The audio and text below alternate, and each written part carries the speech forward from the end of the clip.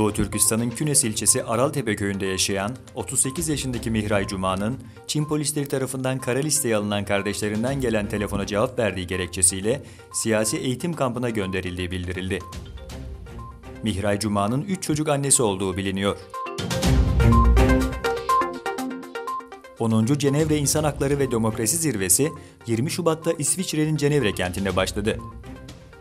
150'den fazla ülkeden 500 civarında mağdur, aktivist ve gazetecinin katıldığı zirveye Doğu Türkistan ve Uygurları temsilen Dünya Uygur Kurultayı Başkanı Dolkun İsa ve Dünya Uygur Kurultayı'nın Birleşmiş Milletler temsilcisi Kerim Şerif iştirak etti.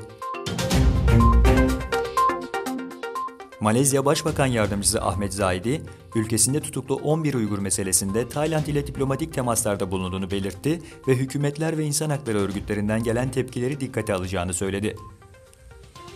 Malezya yetkilileri daha önce Çin hükümetinin bu Uygurların Çin'e geri gönderilmesi konusunda Malezya'ya büyük baskı yaptığını söylemişti.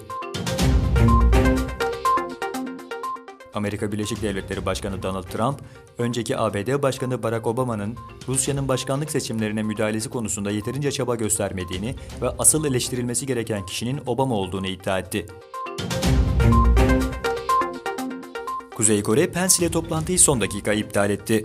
Mike Pence, kış olimpiyatlarının açılış törenine katılmak için Güney Kore'de bulunurken, Kuzey Kore'den yetkililerle görüşmeyi planladığı ancak bu görüşmenin Pyongyang yönetimi tarafından son dakika iptal edildiği bildirildi.